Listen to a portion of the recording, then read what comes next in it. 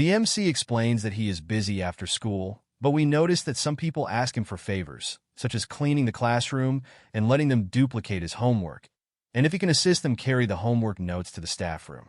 He says that he can handle all of this. The MC claims to be busy after school due to his popularity, but he later clarifies that he was joking.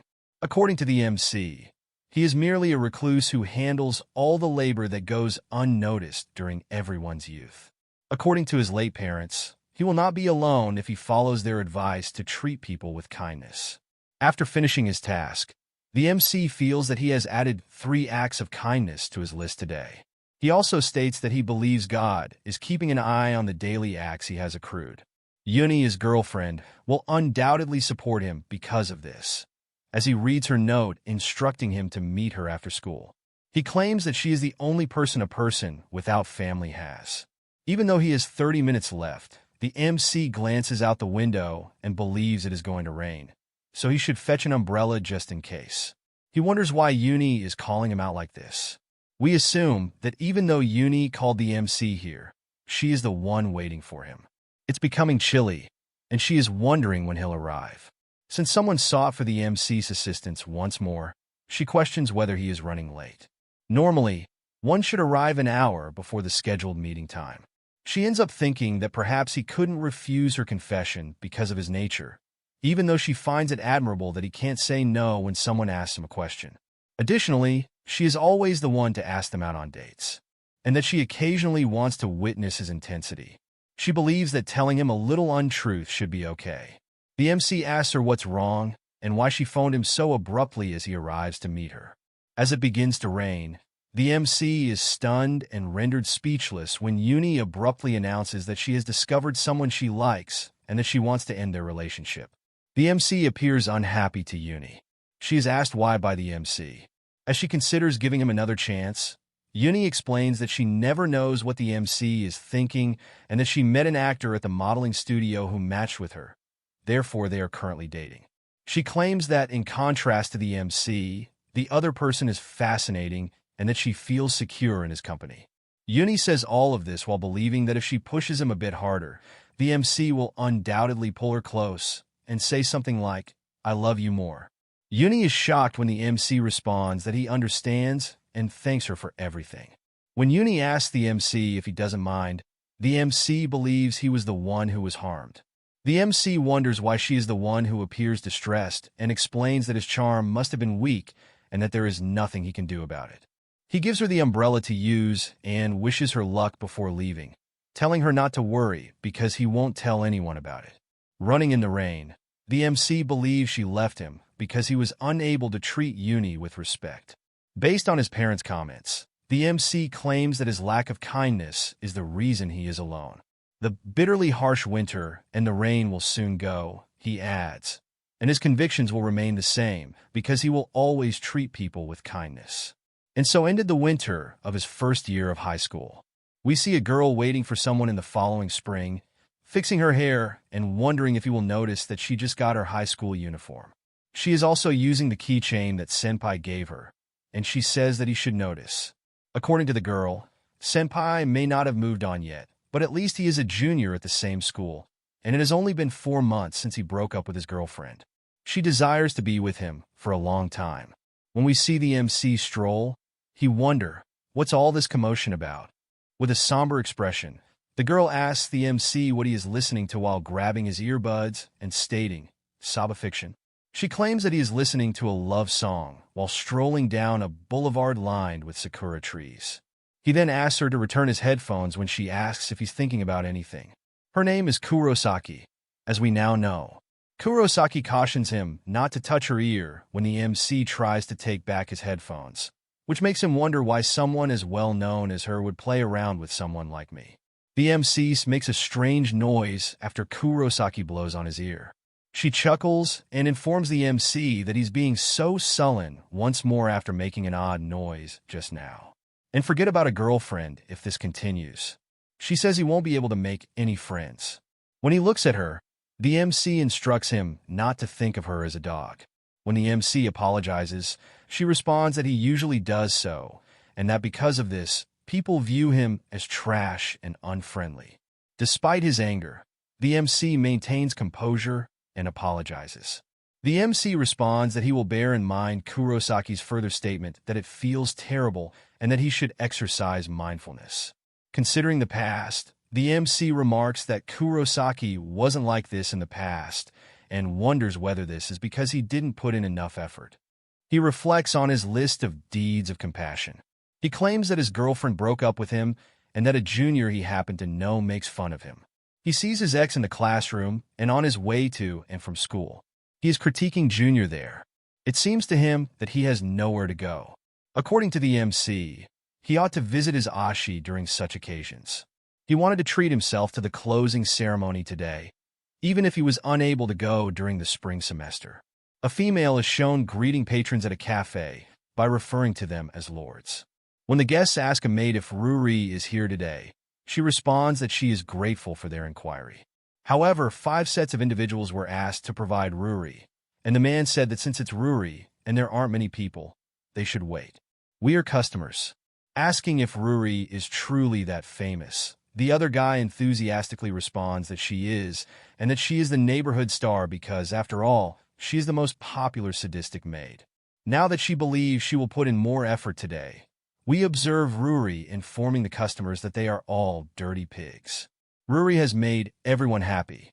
Ruri is seen interacting with other patrons and fulfilling their wishes while mentioning that she has a special someone here today, and that she needs to perform her duties flawlessly. The MC is sitting at table number 2 when she gives the order, saying, "This table is unhappy because they haven't received their punishment yet." She asks, "What's wrong with his face? Even though she came? Call him a slave if you want to disrespect him in that way." She gives him his drink. The fact that she referred to the MC as a slave rather than a pig astounded the other patrons. The MC is the lone slave, according to Rory, while the others are pigs. Because the MC is so boring and never responds to anything she says. The MC questions how Rory got to be this way. When she was first starting out, the MC believes that she never said such things and was more submissive. As others change, they make fun of him. The MC wonders himself, wondering if she became this way because she became popular. Ruri inquires as to whether the MC is paying attention and whether his ears are merely ornamental. Furthermore, didn't his parents teach him to look people in the eye when he speaks to them? Speaking to himself, the MC acknowledges that he hears her but questions how a good person would respond to such a situation. Treat others with kindness. The MC has been keeping his parents in the dark about it. Therefore, he believed that simply smiling it off was the appropriate response. Since that's what he believed kindness to be, he claims he won't turn anyone away so they won't feel guilty. He believes that he was merely a slave after considering how all the girls treated him. And it was a serious misinterpretation to believe that there was room for him. Rory invites the MC to accompany him and warns him not to fall asleep in his own world. The MC, however, gets up and yells at her, ordering her to stop talking and that she isn't the Ruri he knew. There, everyone becomes frightened. After gathering his belongings, the MC apologizes to Ruri for his outburst and declares that he will no longer be visiting. Ruri breaks down in tears and requests the MC to wait, saying that he used to always smile at her and that she doesn't understand. She claims to have put in a lot of effort for the MC. She has been a slave all this time, but the MC slaps her hand away and declares he's had enough and bids her farewell. The MC is being stopped by Ruri. However, he leaves. Did I push myself too far? The MC asks himself. He claims that generosity that makes people miserable is wrong and that it is just vanity, yet he feels relieved today. At his home, we witness the MC reflecting once more on his past experiences and his parents' advice to treat others with kindness. However, what he has so far amassed is merely his inflated sense of self. The MC reflects on his background and questions whether being a loner is just a natural part of him. He claims that when he questioned his mother, she advised him to treat people with kindness. Additionally, she enjoyed his father's tendency to become irate when necessary. The MC claims that he didn't comprehend this and asked, won't he be despised by others if he becomes enraged? However, he now realizes that it goes beyond simply accepting everything. And in order to adequately communicate his thoughts to others, the MC takes out a pair of scissors, cuts his hair, and declares that he wishes to be reborn and freed from his current personality. The MC chuckles and reflects that he hasn't gazed into his own eyes in years. The MC chooses to visit a beauty parlor after stating that it has been a long time since he got a haircut. One by one, the MC begins to identify the issues that have troubled him. He put on contacts instead of spectacles, purchased new clothes, and tied his hair up. At the end of summer vacation, we witness Kurosaki think that it feels so hot and slow, even if it's only the opening ceremony. However, she can now see the MC. She declines when other girls ask if she wants to go to karaoke today, stating that she has other plans. One of the girls then asks whether this is because of the MC, to which Kurosaki responds that she truly likes him. "Why don't you confess already?" the girl says. Red in the face, she tells them to stop making fun of her. She's also told to have fun by another girl.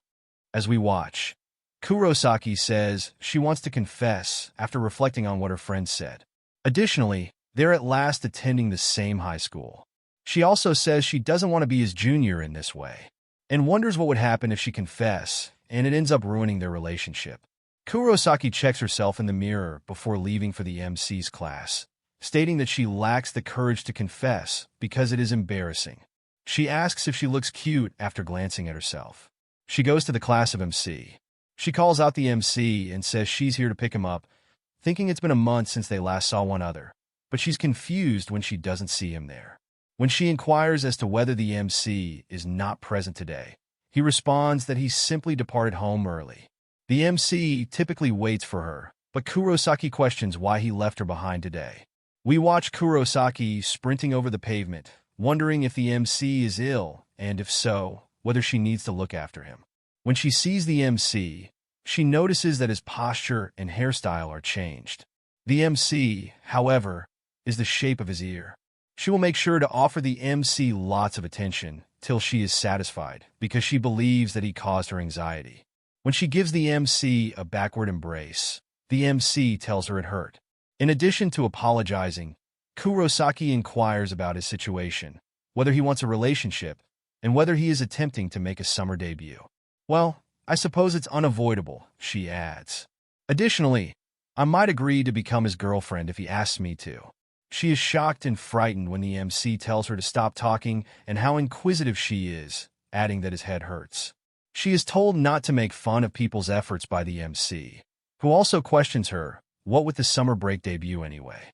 Kurosaki tries to tell the MC something after becoming frightened, but the MC responds that this is her reaction after making fun of him for so long. The MC glances at her when he responds, thinking that he had mistaken her for his attractive junior. The MC goes on to inform Kurosaki that she doesn't mind anyone as long as she can enjoy making fun of them. In response, Kurosaki says she wasn't kidding, and while she sobs, she says she is sorry. He didn't cry, so the MC asks her if she feels it's justified because she did, and if it was his fault. After saying goodbye to her, the MC tries to go, but Kurosaki tries to stop him. Her hand is slapped away by the MC. Kurosaki continually sobs and begs the MC not to leave, which causes the MC to wonder why she is crying. He tells himself that he is done with his ex-girlfriend, and believes that it would have been better if she had remained the same, looking as happy as she did at the time. That he is Ashi and his junior, and he will now be free.